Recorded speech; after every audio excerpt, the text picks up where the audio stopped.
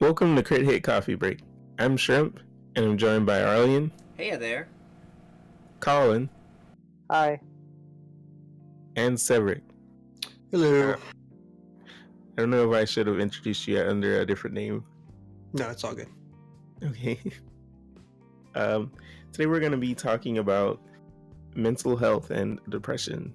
It's like the other two parts. So to start us off, just as a general topic, feel free to go off on your own thing, but how do you maintain mental health while doing game development, and what are some of the struggles there? It's just gonna be directed at me in particular. I mean, it's given this one's sort of focused on creators. This one is a question Colin answered, but you are a creator, albeit in a different field. So yeah, this one is directed at you. If you want to actually talk a bit sort of about the field you're in and how it specifically influences you as a creator there too, like, go for it. Okay, well, I'm in the TTRPG realm. Tabletop role-playing games, Dungeons and Dragons, Pathfinder. I don't know how familiar you all or your audience are with that sort of. I'm a giant tabletop nerd since D&D First Ed. Yeah, I started playing, I think it was 8 years old, and I'm 37 now, so it's been quite a while. Okay, you still got me beat though. By like 29 years. By 29 years. Well, no. Makes me feel Not very quite. old. I think more accurately, you have. I started at 12, and I'm 31 now, nearly 32. So. It's a long time still. Yeah, you got me beat by like 7 years. Yeah. Most of my game design really is I do a lot of fiction writing. I'm currently working on Project Thune with the Chaotic Good crew, and I'm also doing a DM sessions with Planescape Maelstrom of Blades, and it's a struggle sometimes because of what I've gone through personally. I should just get right into it, I guess. I was a victim of childhood abuse, and it makes you feel like anything that you are related to or work on is less than anything, really. You know, the way you view yourself kind of reflects the way you feel about your work in general. So it's never going to be good enough. It's never going to be received well. Nobody's going to like it. It's a struggle every day, to be honest with you. I mean, even almost 30 years later, because I started Dungeons and Dragons around the same time that this all happened to me, and it was sort of my coping mechanism at the time to get over it. It was an escape. You know, I'm sure you guys in the video game community are pretty well aware of escaping into video games. Mm-hmm. Yeah, it's a big enough thing that we're going to be having a separate podcast for addressing that one. Right. And dealing with it in general, I mean, besides having a nice support net beneath you, I mean, really, it's really what you need. You have to have people who identify with what you've gone through. And the most important thing I've found is I can't have people who just blow smoke up my ass about it either. You know, I have to have people who are very critical about it, who are very honest about it. And just talking about not only what you've gone through, but where you're headed with your projects, what you're trying to convey is very important.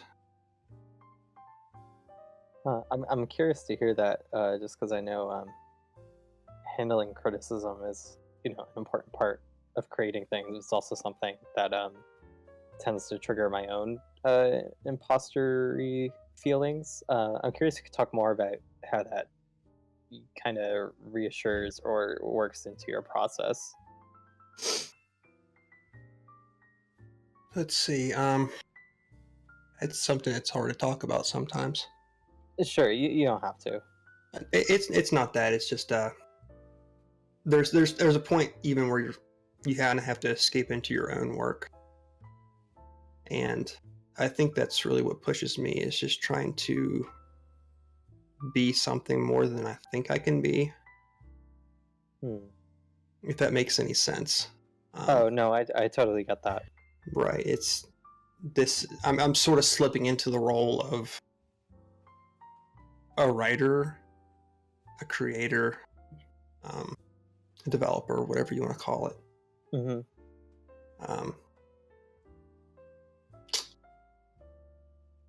And yeah. No, it's having your dreams, but you're so invested into them. But at the same time, it can be a very dangerous thing, you know.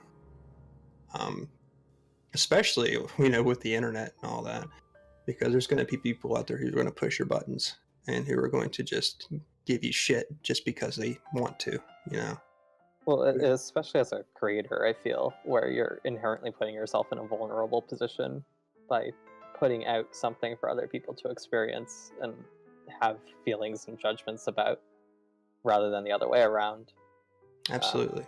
Yeah, it's more of a two-way relationship than simply consuming something. And I think that's something that, I mean, at least I did not expect to struggle with as much going into game development. It's just something that I guess people don't really talk about. We hear about, like, this is how you make a game or write a story or whatever, and the steps that go into like the individual craft. But there's so much more that goes on both internally and externally from like a mental and a social perspective, and they certainly feed into each other.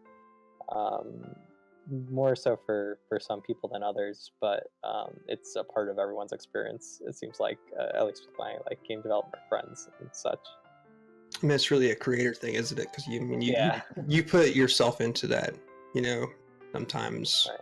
Well, especially if you're putting such like personal experience into what you're doing. I mean, it happens with, even if you're making like the most detached, like, escapist story or something, there's still an aspect of you in there because it's what you wanted to create, or it reflects on something in your experience or your taste, and it's hard to feel that a judgment of something you've done is not also a judgment of you in that kind of regard.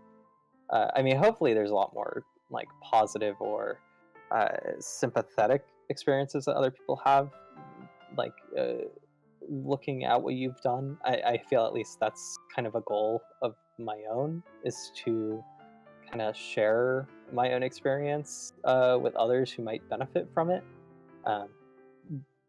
But it's, like I said, sometimes the bad can seem louder than the good. If you take it, just say, like, from like a musician's point of view, how many times do you see a musician that's, they put everything into their music, this is their heart, their soul, this is who they are, and people who can't cope with it, what kind of downward spiral do they slip in sometimes? Yeah. And I mean, the same can be done for game development, could be done for writing, it could be done for game design, as I do, If something I create is not received well or highly criticized, it can go from being a critique of the work to a critique of the person writing it. And that's how it usually slips into for most creators, I would say. Well, they don't like me. No, they don't like, it's not that they don't like you, they just don't like the work that you're creating. They probably don't know you. Exactly, but Yeah. you don't have that connection. You Sure. don't have that two-way street like that in your mind. It's always against you. This is a very minor tangent compared to what we were talking about, but it's funny that we're talking about this now, because a couple days ago, I had someone on that I'm working with who was running some playtests for the game I'm working on, and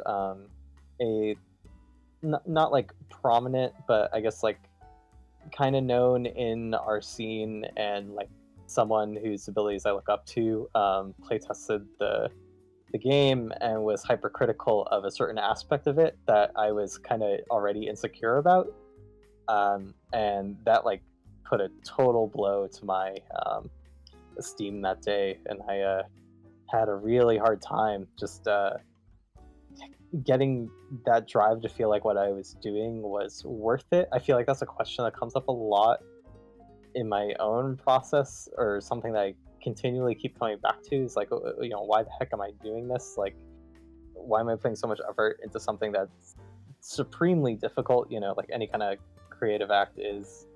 But I just had to remind myself and kind of eventually get over it, because I talked about this with someone else, and they were just like, it sounds like you're overreacting. They even like enjoyed the experience. Apparently, it was just this one thing that they were critical of, and another chance to learn and grow rather than feel attacked, which is not what it is. But perception can get really distorted sometimes when you retreat into yourself like that.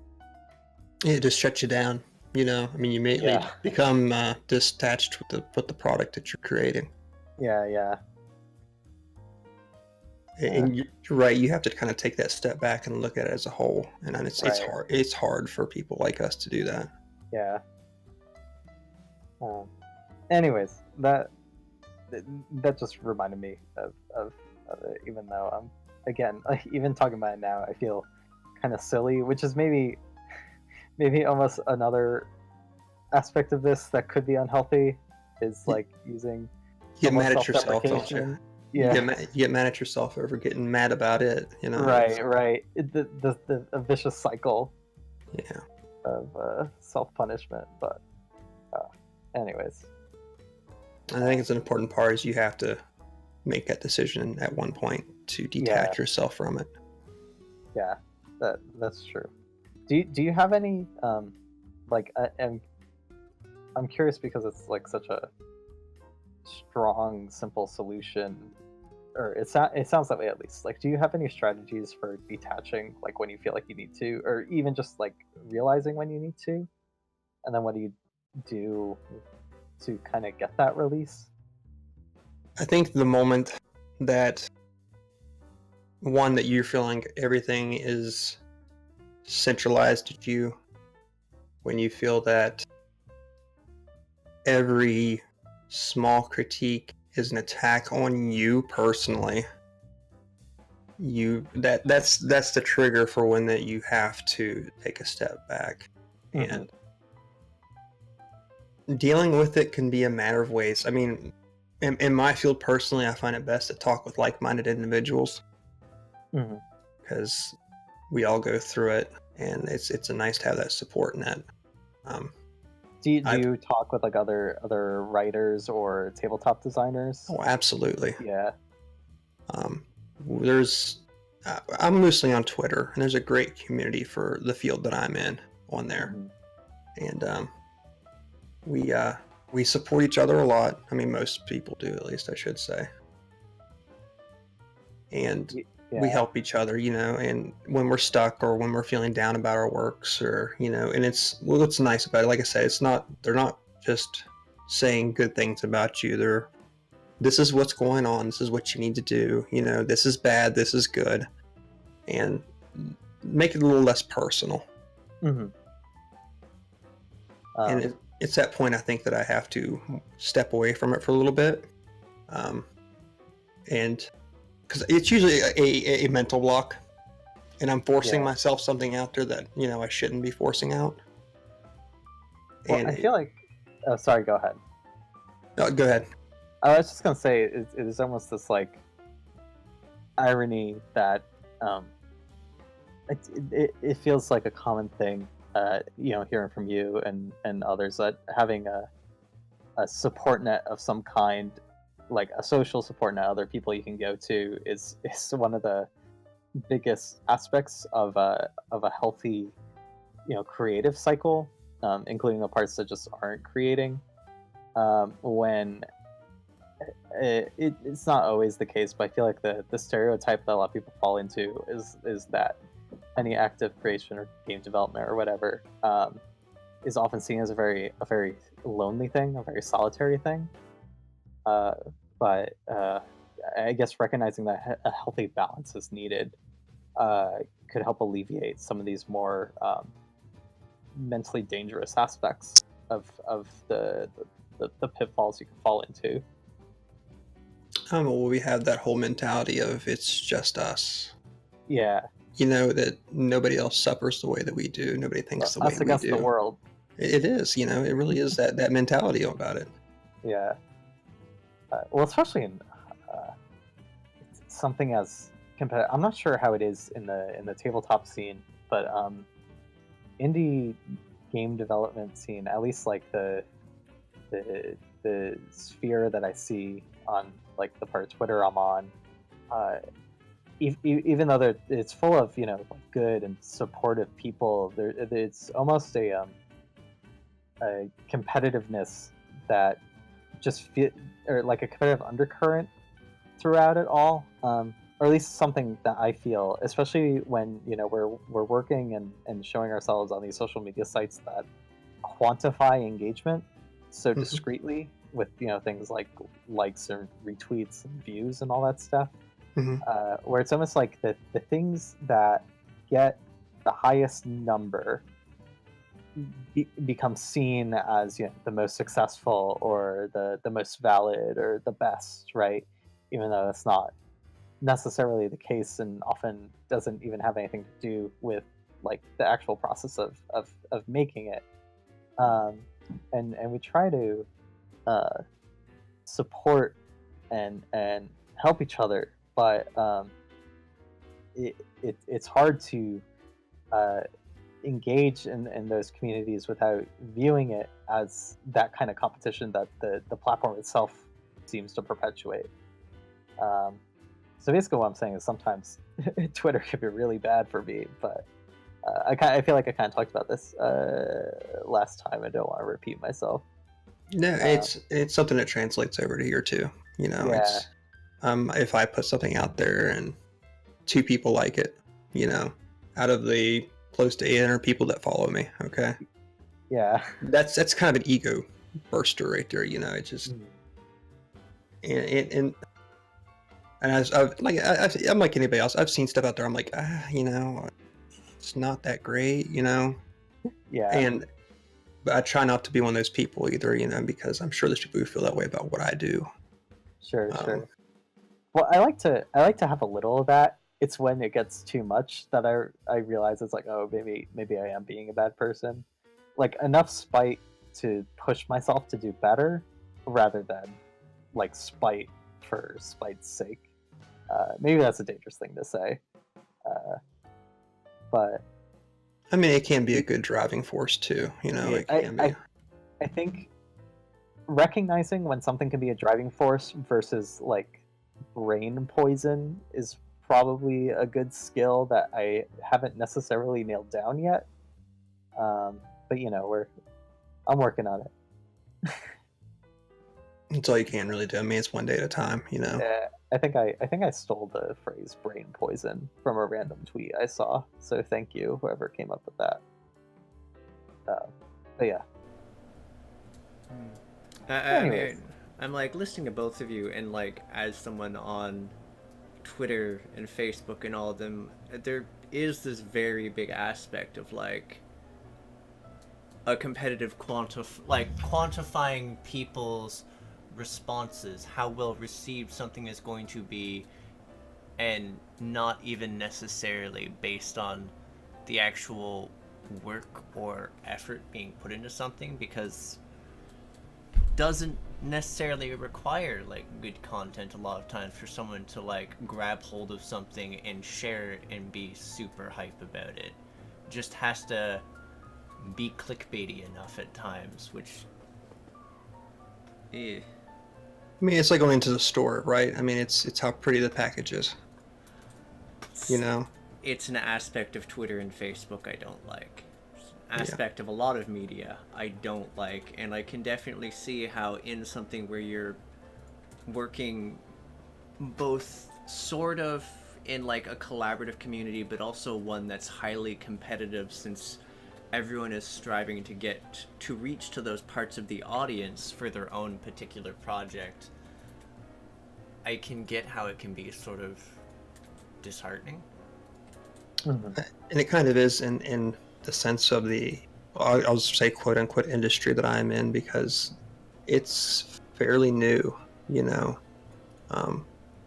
The rise of entrepreneurship in tabletop has not been that long. So there's definitely a, blood in the water sort of feeling about it, you know.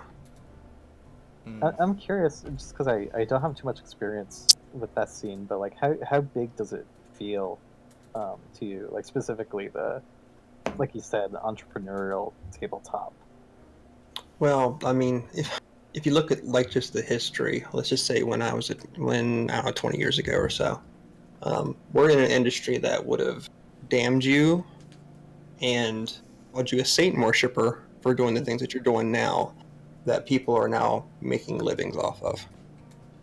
So there's a huge industry out there right now for this. I mean, let's take the show Critical Role for example, who gets they stream once a week and they have 50,000 viewers on their stream at one time.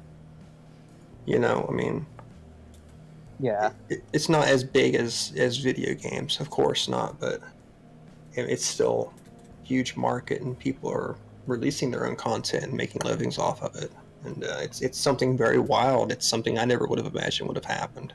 Yeah, I mean that's exciting for me to hear. I mean, not that I don't have too much experience with tabletop gaming, but I didn't even expect that that was something that was happening right now. Although I should have known. It's like a renaissance for the whole industry. It really is. I'm actually personally really happy about it. I'm ecstatic about it. You know, it's something I don't have to hide anymore. You know, I don't have to say, you know, well, I like Dungeons and Dragons. It's, you know, don't tell anybody, but you know. I mean, it helps that we've had a lot of people who are like pretty big come out about that, because we have like Vin Diesel, who's a huge D&D nerd.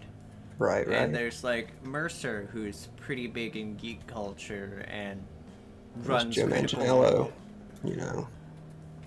And yeah, it helps that it's not shamed as much. Like it's been, I think, one of the parts of geek culture that was shamed more than other bits, even as like gaming became more mainstream. It's hard, you know, when you have so much love for something as I do for this, and to be damned for it for so long, you know. This is kind of fascinating for me to hear, because the whole satanic panic all the way to tabletop being like it's kind of the cool thing now, you know. Thing. Yeah, that's before my time. So, I mean, it's not like I grew up in high school and like everyone was playing Dungeons and Dragons, but you know, it just wasn't really on people's minds.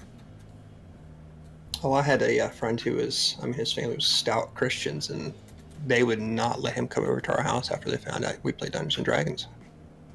My version of that was hearing about parents not allowing Pokemon and Harry Potter for religious reasons. Oh, jeez. Yeah.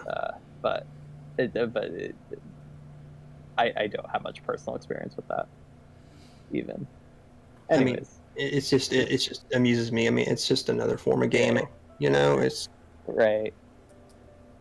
It's cool that like this kind of ties back to what we were talking about earlier about like support networks and stuff, that tabletop, or at least, you know, my experience with it is, you know, because you just usually have to play it with so many other people, it's inherently a social activity. Exactly. Yeah, which I feel like is probably a lot healthier than most forms of electronic games, insofar as the sort of struggles we're talking about with gatekeeping still happens. Oh yeah, gatekeeping's a huge thing. Gatekeeping still very much happens in tabletop. It is different, but it's because people have established groups, which can make it hard for newcomers to come in, and other stuff too. It's a big gender war. It really is a lot based on gender. Well, that's not too different in the electronic world either. Which I find disappointing, but... Oh, it's untimely disappointing, you know. But but the reason I don't play video games as much as I used to is because of the viral and, you know, the veracity that happens on those things, you know. Oh man, I only play with friends. I can barely stand... There's like one game I play with randoms, but otherwise it's like... I find it very hard to delve into most games now because of sort of the inherent culture in a lot of the multiplayer things, because it's just, there's some really toxic ones. There's some ones with like great communities.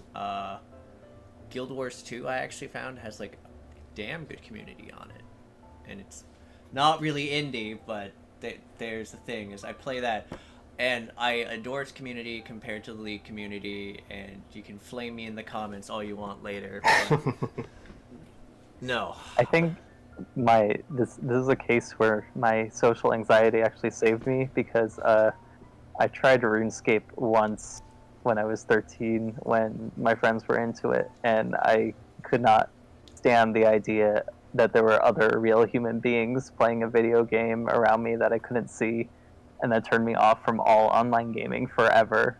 Wow. Which is actually probably very sad, and something I guess I could get over, but I just don't really enjoy those kind of games. So you're couch co-op I think only. that's fine. What was that? So you're couch co-op only. Even if that. Like the human beings you can see. I'm mostly though. a single player person. I'm a filthy casual single player person. So Yeah. I'm a single player person, but I enjoy difficulty, so it's not quite the filthy casual as much as the frustration gamer hitting my head against a wall repeatedly. I'm all about the story, man. I mean, same, but I will hunt down a lot of the challenges in a game. Because, I mean, they're there, so we can knock them down.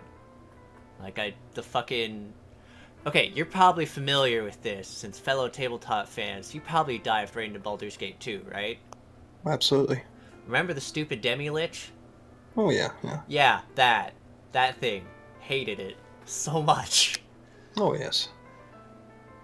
I'm curious, Arlyeon, because this kind of ties into what I'm trying to do in my own game development, but I think it also ties into the subject of this coffee break, in that what specifically do you feel you get out of pursuing challenge in a video game? And mostly I'm curious about, like, do you think there's any sort of impact or correlation with your life and your own mental well-being, like in relation to the process of overcoming a difficult challenge in, you know, a virtual experience? I wouldn't say it impacts my life, but there's distinctly a sense of satisfaction. It's like the whole thing of refining yourself. There's the people who do speed runs, and they get really damn good at that, and they do it sometimes for bragging rights, and sometimes just for a sense of, like, personal satisfaction. I enjoy getting as much as I can out of a game experience of, like, trying to tackle the challenges the developers put in, especially for something that really resonates with me. It's like a really good example of this is Salt and Sanctuary is like a game I adore. It is the first Souls-like I finished. It's like what really got me like into it, where Demon Souls did not. Salt and Sanctuary proceeded to actually properly get me into the Souls series after that. And I went through that game so many times that I can get through to like the final rotation where stuff just explodes you in 2 hits and I can clear it. I can clear a bunch of later stuff while wearing no armor and not getting hit, and it's not really gonna do anything for me in the long run in real life, but it's an enjoyable process to like spend time, especially compared to, I mean, alternatively, since I have depression, doing nothing and just being depressed, or just immersing myself into some sort of challenge that's there. But again, that also crosses back to, since those are inherently single player things, whilst it can be fun and enjoyable to overcome a challenge, whether self-imposed or placed by the developer, single player things are sort of a lonely experience to me, especially if it's what I end up primarily doing. Hence why I'm like occasionally trying to find stuff that are cooperative multiplayer that I can play with a friend at times. But I just asked because I talked about it, or I've talked about this before in like other venues, but a big part of what I'm trying to do with Luca, my current project, kind of goes along with something you said towards the end there that made me really grin, where it was kind of a process that you saw yourself grow in, right? Like when you were talking about the before and after of your Salt and Sanctuary experience. yeah. In that it was like a totally different form of play by the end. In that I was kind of heavily influenced by my experience really delving into the game Bayonetta, which, like, it's not really the same genre, but is similarly places a focus on learning and understanding game systems, and then refining your own execution within those systems, to the point where play kind of becomes performative rather than rather than overcoming challenges. You use those challenges as a form of self-expression in a way. Yeah. And that was something that I became really involved with at a point in my life where I had a lot of, I guess to put it in vague terms, like self-direction and self-image issues that I was kind of able to work through in parallel with my own growth in this virtual space that, provided me a clear framework for both placing down goals and achieving them, as weird as that might sound. And it could happen with like any kind of game, but I felt like the way that one was designed, it allowed me to really place myself in it in that way, where I couldn't necessarily relate to other games of that kind of style or genre or challenge. And part of that journey, or reflecting on part of that journey, is what led to me wanting to make Luca, a game where the challenge is itself like a ludo narrative that the player takes part of. Anyways, I'll stop my self-promotion now, but that's definitely one of the ways that I don't think I mentioned last time, but how I've brought a bit of my own self, like especially on a mental health level, personal experience level, into my work that I maybe didn't put into words before. I hope that was interesting. I mean, It kind of just reminds me of my current campaign that I'm running, really. Because I've put a lot of my nightmares into this. I've put a lot of my past into this. I had bad PTSD from my experiences, things that I had forgotten and had to relive over again, And this is stuff that I've put into my game, Did you find it helped you even like a bit to reflect on these things in that capacity while creating? I think it helps me to have a voice that's not necessarily directed at anybody in particular. So I get to say it, but not directly. So it's still an outlet, and I get to see how other people cope with it. Interesting. So I get to experience not only how they handle those situations, but draw a little bit of strength from that, knowing that it is overcomable. I like that. Sort of a vicarious therapy. Dungeons and Dragons has been my therapy for most of my life. How did like Dungeons and Dragons act within your life? I'm curious. Like, did you have like a consistent group that you played with? Like, how did it become a part of your life like that? Well, all the bad things that had happened to me before, they came not too long before I started getting into it. And at the time, it was just me and my brother. And my family was ignorant to everything that happened. And I was sheltered by myself, my own choice. I was sheltered. Mm-hmm. And I slowly got to come out of this shell. I got to learn problem solving. I got to learn trust, which were things that were inherently hard for me to do at the time. Yeah. And the older I got, there was more people that got involved, and it gave me that sense of community that I didn't have. It gave me that sense of belonging I didn't have. It gave me that idea that I could be stronger than I thought I was.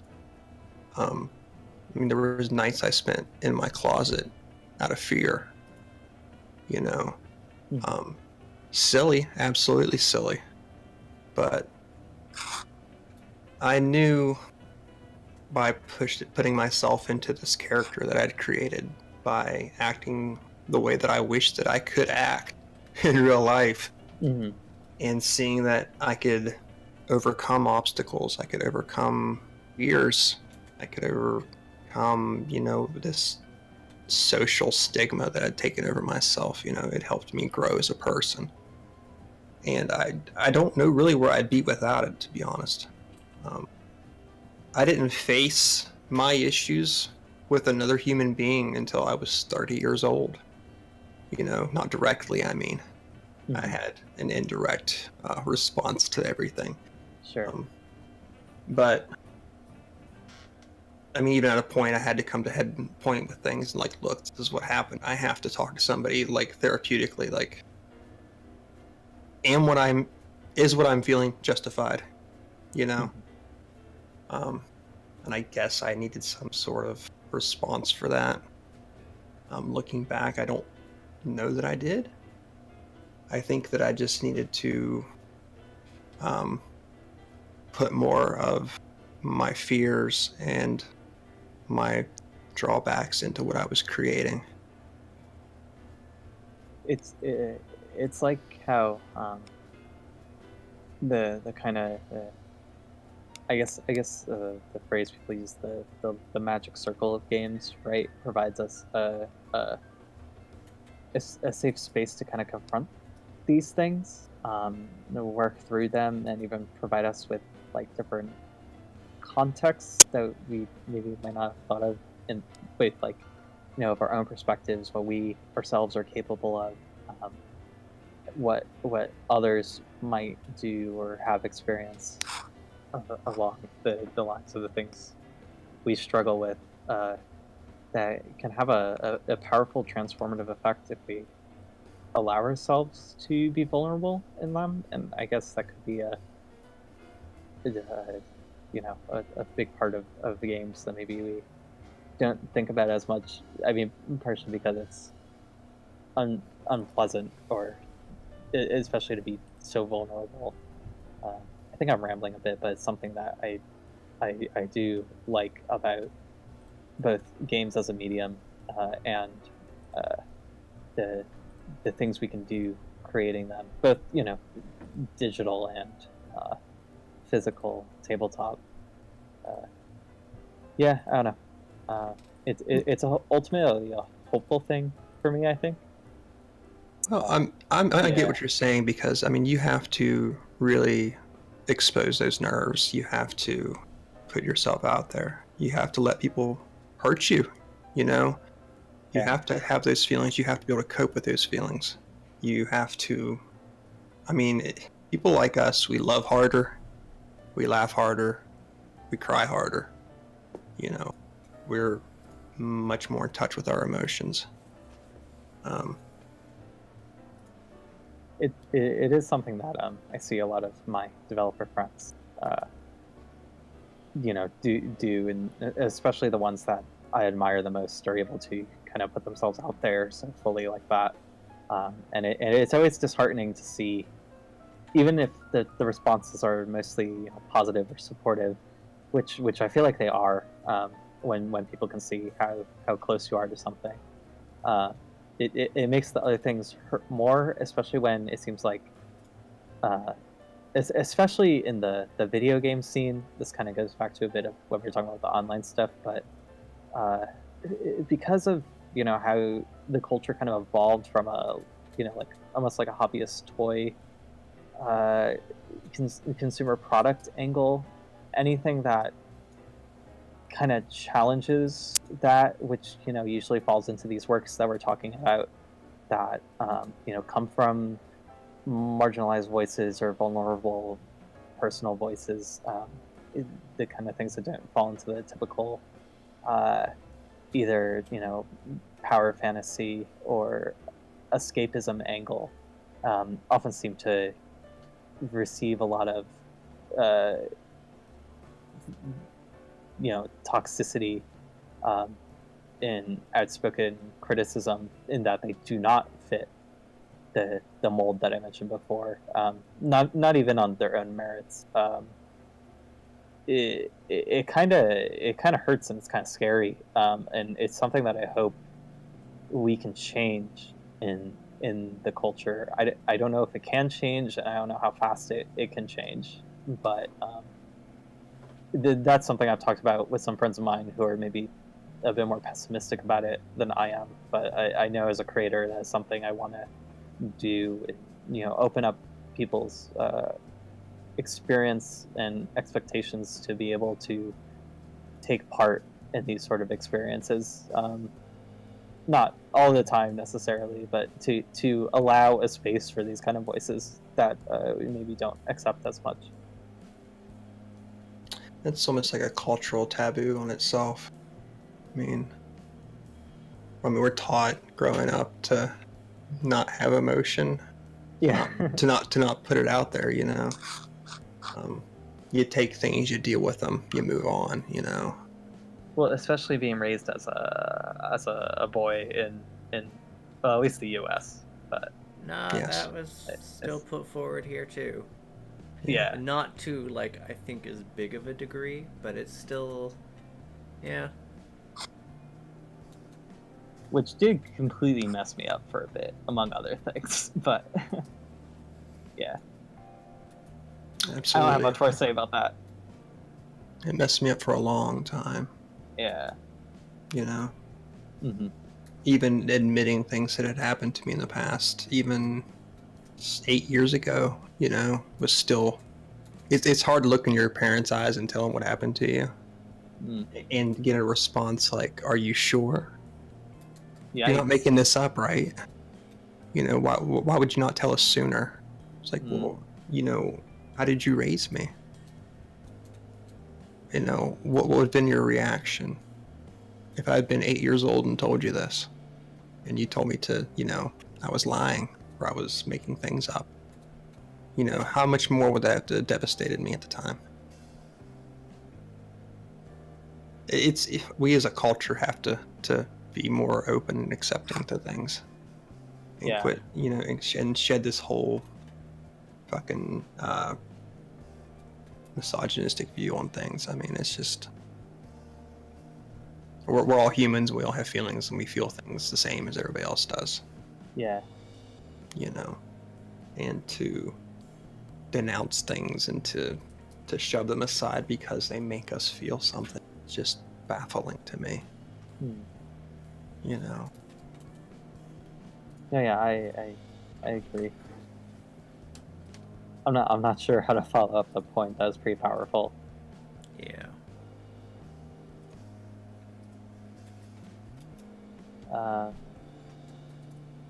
I feel like I kind of went over a lot of things that, or at least the way the conversation went, I'm pretty happy with some of the places we went.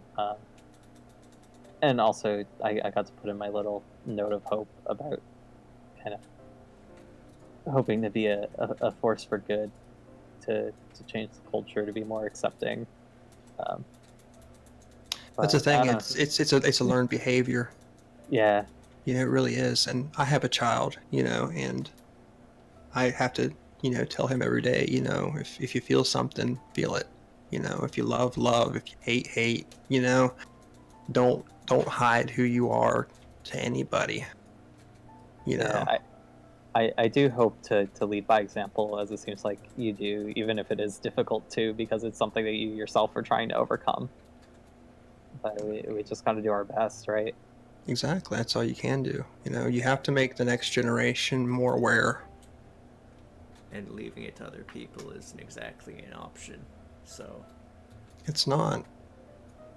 You can't expect other people to change.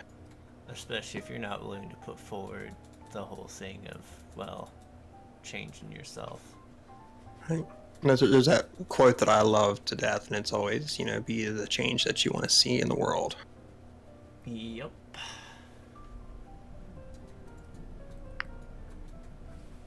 And hopefully we won't have to worry about shit like this in the future, you know? Yeah. Do you think we covered everything you guys wanted to talk about? Or was there anything that either of you particularly wanted to add on, whether it be coping mechanisms or something that we might need to shuffle back into the video of it via shrimpy editing magic, or just any other notes you had to leave this off on? I'm pretty happy myself. Yeah, I'm pretty happy. I guess I kind of skimmed over the way that I cope with things. But the way I cope with things is just diving further into it, you know, so it's kind of a moot point to begin with, you know. I think the point about talking about support networks and things like that was good. I like how it kind of grew from there. Yeah. Yeah. In which case, first off, I'd like to thank both of you for lending us your time for this particular coffee break, and also weighing in so much with your thoughts, opinions, and experiences. Yeah, Thanks for sure. having me on. It was nice chatting with you, Saevrick, too. You as well, thank you. Yeah. For anyone curious, we are gonna have links to their respective social media in the description, in case either of you folks who are watching are curious in their projects or the people behind them. And if you ever want to talk to me, my DMs are open. So. Yeah, same here. About game stuff or any of the things we talked about today. Absolutely. Yeah. Could you guys rattle off where they would contact you real quick, just in case they don't dive into the description? Oh, yeah. I'm at me lessthanthree, all spelled out. I'm at Saevrick, Saevrick. Awesome. And that's Tumblr, folks. I do have a Tumblr, but reach out to me on Twitter. I mean, oh right, yeah. Sorry, that was at Twitter. God, Yeah. sorry. Yeah. Shrimp I don't fix do- I don't that. Oh, I thought you were making Shrimp. a joke. I don't do anything but Twitter. No, my So. brain blue screened for a second. It's all good. Shrimp, fix that. No, it's funny. Leave it in. Yeah. No.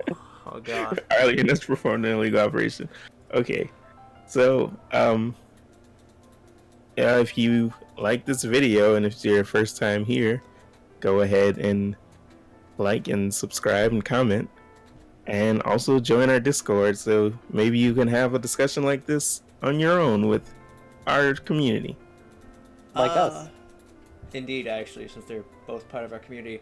There's also another Discord which I would like to refer people to, and that is, well, it's a Discord and a Reddit, and that is Gamers Fighting Depression, which is basically sort of a support network for nerdy gamer folks, whether it be video games or tabletop. And they basically just exist as a giant support system for, well, what the title says. It's exactly what the title says. A link to those folks will also be in the description. Yeah, is there anywhere else you guys would want to direct people to? No. Yeah, I mean, I think if people go to my Twitter, they'll see everything else. Score. Okay. Yeah. So yeah, thanks for the viewers for tuning in, and we'll catch you on the next coffee break or other various episode of Crithit stuff. Nice. Thanks for listening.